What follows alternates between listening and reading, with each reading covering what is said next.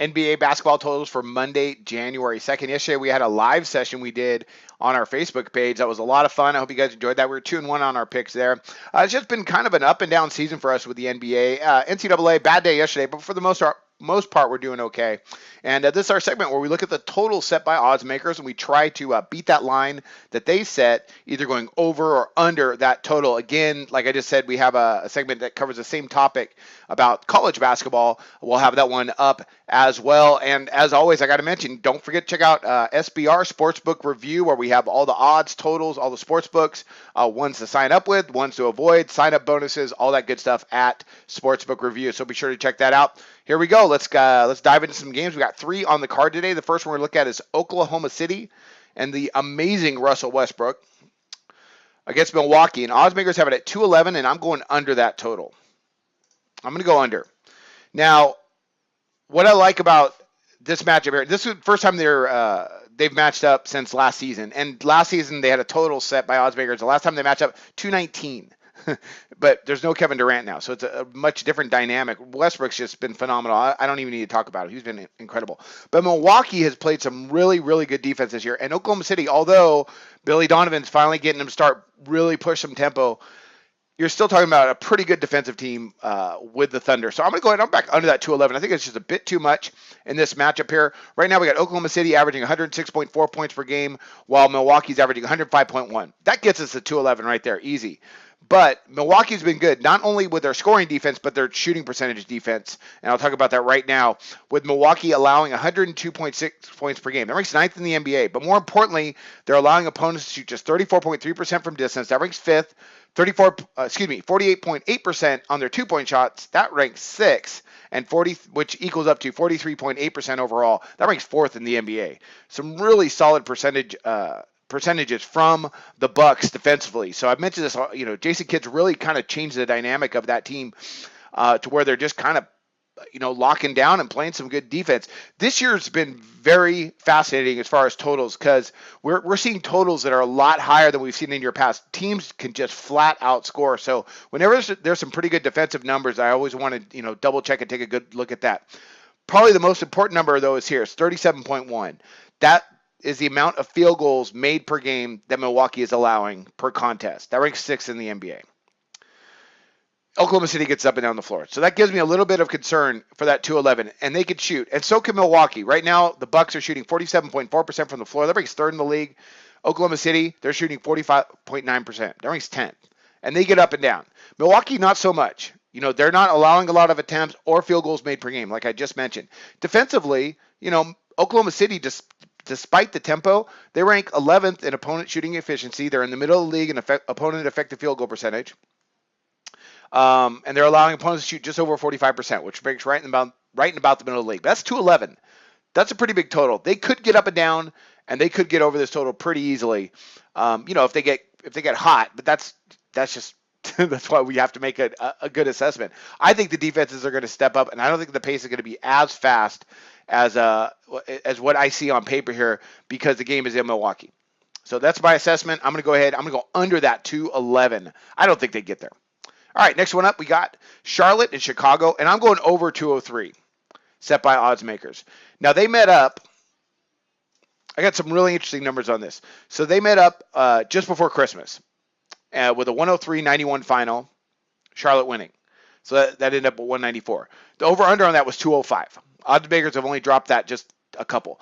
What's really interesting is since forever, these teams, since 2006 was the last time that Charlotte and Chicago matched up with a total over 200 points set by odds makers. Odds makers have had a total consistent. Now, of course, that was, we're talking about when Tom Thibodeau was there and stuff, completely different dynamic.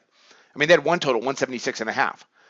But still, that needs to be mentioned. The biggest total they've had since 2006, maybe even further back. Let me do a little history here.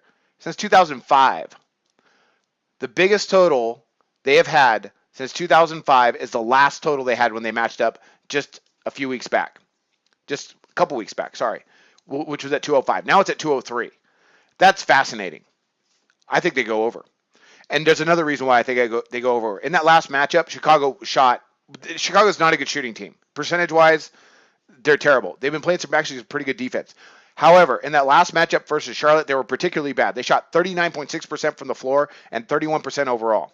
31% from distance. Charlotte shot just 27% from distance and 44% overall. But the tempo, Chicago got up 96 attempts. That is a lot. That would be the first in the NBA. Charlotte is a pretty good team. They could score. They move the ball well. They're about 6th in the league in assists.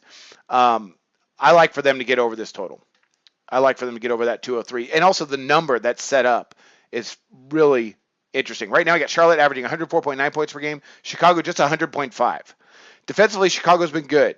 Charlotte's been good also. They rank 6th and 8th in the league, respectively, Chicago, Charlotte, in scoring defense. However, tempo, Charlotte goes pretty fast, and so does Chicago. They both average over 86 attempts per game and rank right around that top 10 area. And they both allow that much, with Charlotte actually allowing opponents to get up over 88 attempts per game. That ranks 4th to last in the NBA. Chicago, under Hoiberg, it just seems to me they haven't really found their identity yet. They got veterans. They're playing better defense, but he wants to go fast. That's the type of coach he is. He's been that way since Iowa State. So, they brought him in to kind of change things from a Thibodeau style, and I think we're going to see that tonight. I think I got a feeling they're just going to go ahead and let him loose tonight because they've really been struggling, and their shooting percentages are terrible, but their attempts are there. Charlotte's not a tremendous defensive team. They rank in about the middle of the league in most defensive categories. So I like for both of them to score tonight. 203 is not going to be enough. I think they get over. I think we're going to see actually quite a few points tonight from the Bulls and the Hornets. Also, that number, only the second time where oddsmakers have made a total over 200 in the last 10 years with these two teams. That's something to be mentioned. All right, last one up. I looked at this one for a while. I always say that. There's always one game that I really look at extra hard. Denver Golden State, 227.5. Much like that Charlotte and Chicago game, we got to look at the history. 227.5, and I'm going to go under, much to my chagrin. That's not an easy under. But they have not had a total set by oddsmakers this high since 2010. In the last 5 years, this total has always been just what they have, 227.5, or it's been under that. But every single total they've had set by oddsmakers has been over 200, usually around 210. And they've gone over, under, kind of. However, in the last 7 times, they've gone over the total. That's why the oddsmakers have set this total too high at 227.5. But I don't think they're going to get there. Last time they matched up back in November, 125 to 101. So that wouldn't have got there. It's going to be up tempo, and they're going to go fast. But when we look at the statistics, Golden State is really starting to ratchet things up defensively. And I think, they know for them to get back to the promised land, they've got to play great D. And right now, although their scoring statistics are off the charts, defensively, look at them. They're amazing. They're allowing opponents to shoot 42.8% from the field. That ranks first. They rank first, allowing opponents to shoot just 32.4% from distance. That's the point of contention tonight because Denver actually shoots the three pretty well at 36%. Their second, Golden State, is second in opponent effective field goal percentage and opponent shooting efficiency. They are really stepping things up defensively. They're getting out and playing good Golden State defense like they did 2 years ago. Well, they played pretty good D last year too. So for this total, I think both teams are going to have to get there, and I don't think Denver's going to get there. I think we're going to see something again like 120 to 105 or something like that, or 120 to 102 or something like that, where it just doesn't quite get there because Denver's not going to score enough. That's how I see it with this game being at Golden State. Golden State's going to score. I think Denver's going to struggle to score. Their shooting percentages are okay. They're not that great. They don't play much defense. They're going to need to slow the tempo down just a touch if they're going to hang in with Golden State, although that's not really Malone's style. I don't think Denver's going to score enough to get to that 227.5. All right, that was a long segment. Let's wrap it up. There we go. We got Oklahoma City, Milwaukee under the 211 in a game where I think Milwaukee's going to control the tempo. Charlotte, Chicago over the 203. That's a numbers play along with that Golden State Denver one because oddsmakers just simply don't set totals this high with these two teams. Historically, they have not. So I'm going to go ahead and back over the 203 because both these teams have the capability to get up and down the score and score. Denver Golden State under the 227.5 in a super high total that we haven't seen in a super long time. And these teams, the last several matchups, they've gone over. I think this one they're due to go under. Plus, Golden State defensively is going to go ahead and put the clamps down on Denver. Those are our 3 NBA picks. That was a long segment. Woo! And I'll just cut it off. I wish you guys luck on your picks today. Go to SBRodds.com. Browse, compare, and shop live odds available at top online sportsbooks.